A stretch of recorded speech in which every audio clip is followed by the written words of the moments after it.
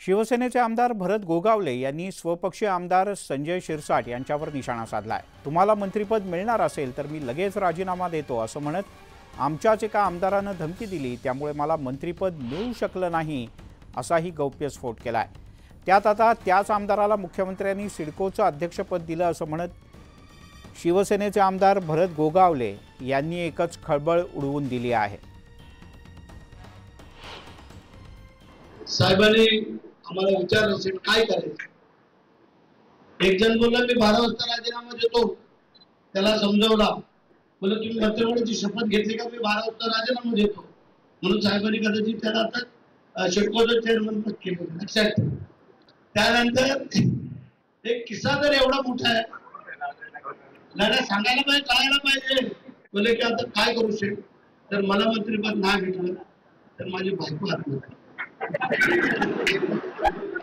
आमच्या बायकोची काय, तो विषय वेगळा होता, त्या विषयाशी आणि भरतचा माझा याच्यात काही हे नव्हता, कारण की तो जो विषय घडला त्याला भरत, मी आणि सीएम साहेब स्वतः साक्षीदार होतो म्हणून। आणि अशा गोष्टी पब्लिकली बोलायच्या नसतात, पण भरत आहे तो बोलून जातो म्हणून त्याचा अदरवाईज काही घेऊ नका। आमचं सगळं अत्यंत चांगलं आहे आणि माझ्या सिडकोच्या अध्यक्षपदाचं किंवा त्याच्यामध्ये एसटी महामंडळाच्या अध्यक्षपदाचं असं कुठेही वादही नाही आणि आम्हाला त्या महामंडळ मिळेल अशी अपेक्षाही नव्हती आणि आम्ही ते कधी मागितलंही नव्हतं। जी वस्तुस्थिती आम्ही आतापर्यंत सांगायचा प्रयत्न केला, त्यात कधीही आम्ही मागे राहिलो नाही, थांबलो नाही, कारण खरं आहे ते बोललं त्याला काय चुकीचं नाही आणि त्यांनी पण खुलासा केला शिरसाटनी, त्यामुळे तसं काय अडचणीचं नाही। पण साहेबांना एक कल्पना होती की आपल्या जवळची विश्वासू जे काही कार्यकर्ते माणसं आहेत त्याच्यामध्ये कदाचित त्यांना वाटलं असेल की मंत्रिपद आपण नाही ते नाही देऊ शकलो, हे त्यांच्या मनाला कदाचित ती खंत वाटली असेल आणि म्हणून करता त्यांनी हे एवढं मोठं पद माझ्याकडे सोपवलं। दरम्यान भरत गोगावले यांनी केलेल्या या आरोपांवर नाना पटोले आणि रावसाहेब दानवे यांनी टोला लगावलाय।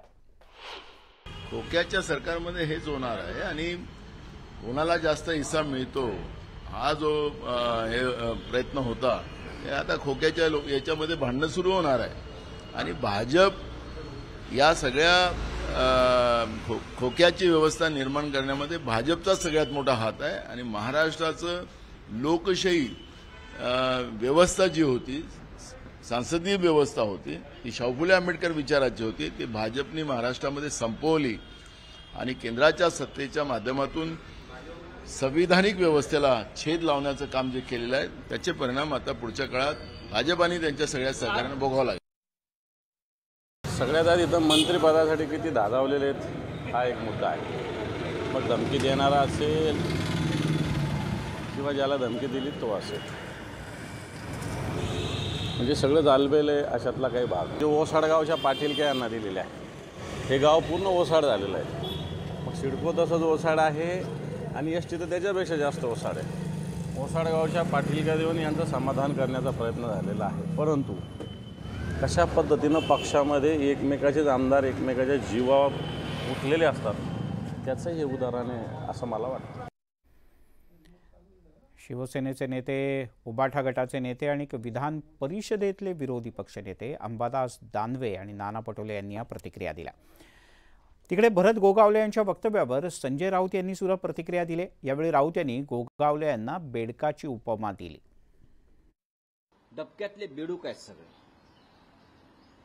हे जे सगळे डराव करतायत त्यांना कोणतीही प्रतिमा आणि प्रतिष्ठा नाही। ज्यांनी आपल्या मातेसमान शिवसेनेच्या पाठीत खंजीर खुपसला, बाळासाहेब ठाकरेंच्या पाठीत खंजीर खुपसला, ते आज जे एकत्र आहेत गद्दारी करताना त्यांच्याविषयी त्यांच्या काय भावना असतात आणि असे लोक जे असतात त्यांना मी बेडकाची उपमा देतो।